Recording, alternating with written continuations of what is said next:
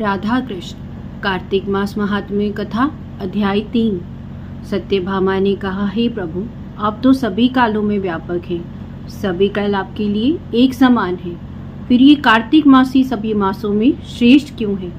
आप सब तिथियों में एकादशी को और मासों में कार्तिक मास को अपना प्रिय क्यों बताते हैं? इसका कारण बताइए। भगवान श्री कृष्ण ने कहा, हे भामिनी, तुमने बहुत अच्छा प्रश्न किया है। मैं तुम्हें इसका उत्तर देता हूँ, ध्यान पूर्वक सुनो। इसी प्रकार एक बार महाराजा बेन के पुत्र राजा पृथु ने देव ऋषि नारद से यह प्रश्न किया था, जिसका उत्तर देते हुए देव ऋषि नारद ने कार्तिक मास की महिमा बताते हुए कहा, एक समय शंख नाम का एक राक्षस बहुत बलवान और अत्याचारी हो गया था। उसके अत्याचारों से तीनों लोकों में त्राही त्राही मच गई थी। उस शंखसुर ने स्वर्ग में निवास करने वाले सारे देवताओं पर विजय प्राप्त कर ली थी और इंद्रादि देवताओं एवं लोकपालों से उनके अधिकार छीन लिए थे। उससे भयभीत होकर समस्त देवता और उनके परिवार समेरु पर्वत की गुफाओं में बहुत दिनों तक छिपे रहे।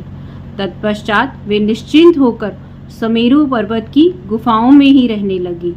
उधर जब शंखचूड़ को इस बात का पता चला कि देवता आनंद पूर्वक समेरु पर्वत की गुफाओं में निवास कर रहे हैं, तो उसने सोचा, कोई ना कोई तो ऐसी दिव्य शक्ति अवश्य है जिसके प्रभाव से अधिकारहीन ये देवता अभी भी बलवान है।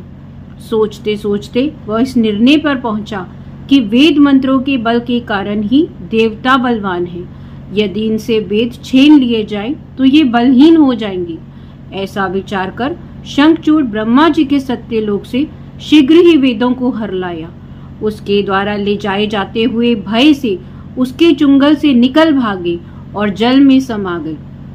शंखचूड़ ने वेद मंत्रों तथा बीज मंत्रों को ढूंढते हुए सागर में प्रवेश किया, परंतु ना तो उसे वेद मंत्र मिले और ना ही बीज मंत्र। जब शंखासुर सागर से निराश होकर वापस लौटा, तो उस समय ब्रह्मा जी पूजा की सामग्री लेकर सभी देवताओं के साथ भगवान विष्णु की शरण में पहुंची और भगवान को गहरी नींदा से जगाने के लिए गाने बजाने और धूप गंध आदि से बार बार उनका पूजन करने लगी। धूप दीप नैवेद्य आदि अर्पित किए जाने पर भगवान की तंद्रा टूटी। वे देवताओं सहित ब्रह्मा जी को अपना पूजन करते देखकर बहुत प्रसन्न हुए तथा कहने लगे, मैं आप लोगों के इस कीर्तन और मंगलाचार से बहुत प्रसन्न हूँ। आप अपना अभीष्ट वर मांगिए, मैं अवश्य प्रदान करूँगा। जो मनुष्य आश्विन शुक्ल के एकादशी से देवोत्थान एकादशी तक ब्रह्म मुहूर्त में उठकर मेरी पूजा करेगा, उन्हें तुम्हारी ही भांति मेरे प्रसन्न होने के कारण सुख की प्राप्ति होगी। आप लोग जो पाद्य अर्घ्य आचमन और जल आदि की सामग्री मेरे लिए लाए हैं, वे अनंत गुणों वाली होकर आपका कल्याण करेगी। शंखासुर द्वारा हरे गए संपूर्ण वेद जल में स्थित है। मैं सागर पुत्र शंखासुर का वध कर उन वेदों को अभी ला देता हूँ। आज से मंत्र बीज और वेदों सहित मैं प्रतिवर्ष कार्तिक मास में जल में विश्राम करूंगा। अब मैं मत्स्य का रूप धारण करके जल में जाता हूँ। तुम सब देवता भी मुनीश्वरों सहित मेरे साथ जल में आ जाओ। इस कार्तिक मास में जो श्रेष्ठ मनुष्य प्रातःकाल स्नान करते हैं, वह सब यज्ञ के अवृमृत स्नान द्वारा भली भांति नहा लेते हैं। हे देवेंद्र, कार्तिक मास में व्रत करने वाले को सब प्रकार से धन, पुत्र, पुत्री आदि देते रहना और उनकी आपत्तियों की रक्षा करना। हे धनापति कुबेर, मेरी आज्ञा के अनुसार तुम उनके धन धान्य में वृद्धि करना, क्योंकि इस प्रकार का आचरण करने वाला मनुष्य मेरा रूप धारण करके जीवन मुक्त हो जाता है।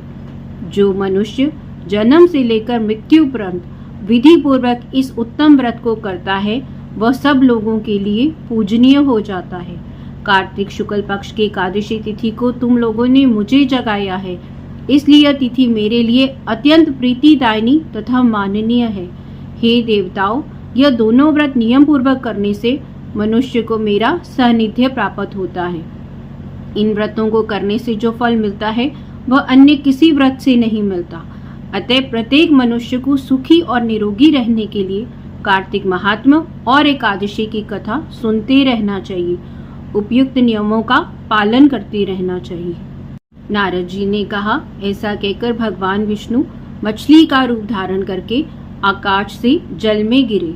उस समय विंध्याचल पर्वत पर तप कर रहे महर्षि कश्यप अपनी अंजलि में जल लेकर खड़े थे। भगवान उनकी अंजलि में जा गिरे।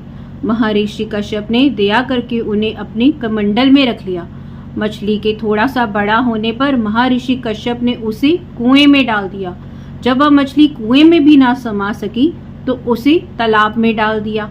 जब तालाब में भी ना आ सकी तो उसे समुद्र में डाल दिया। वहां मछली बढ़ने लगी। फिर मत्स्य रूपी भगवान विष्णु ने शंखासुर का वध किया। वहां उन्होंने ऋषियों को बुलाकर इस प्रकार आदेश दिया, मुनीश्वरों, तुम जल के भीतर बिखरे हुए वेद मंत्रों की खोज करो और जितनी जल्दी हो सके उन्हें ढूंढकर बाहर निकाल लाओ। तब तक मैं देवताओं के साथ प्रयाग में ठहरता हूँ। तब उन तपोबल संपन्न महर्षियों ने यज्ञ और बीजों सहित संपूर्ण वेद मंत्रों का उद्धार किया। उनमें से जितने मंत्र जिस ऋषि ने उपलब्ध किए थे वही उन बीज मंत्रों का उस दिन से ऋषि माना जाने लगा। तदंतर सब ऋषि एकत्र होकर प्रयाग में गए। वहां उन्होंने ब्रह्मा जी सहित भगवान विष्णु को उपलब्ध सभी वेद मंत्र समर्पित कर दिए। सब वेदों को पाकर ब्रह्मा जी प्रसन्न हो गए। उन्होंने देवताओं और ऋषियों के साथ प्रयाग में अश्वमेध यज्ञ किया। यज्ञ समाप्त होने पर सब देवताओं ने भगवान से निवेदन किया, देवादिदेव जगन्नाथ, इस स्थान पर ब्रह्मा जी ने खोए हुए वेदों को पुनः प्राप्त किया है। हमने भी यहाँ आपके प्रसाद से यज्ञ भाग पाया है। अतः यह स्थान पृथ्वी का सबसे श्रेष्ठ, पुण्य की वृद्धि करने वाला एवं भोग तथा मोक्ष प्रदान करने वाला हो।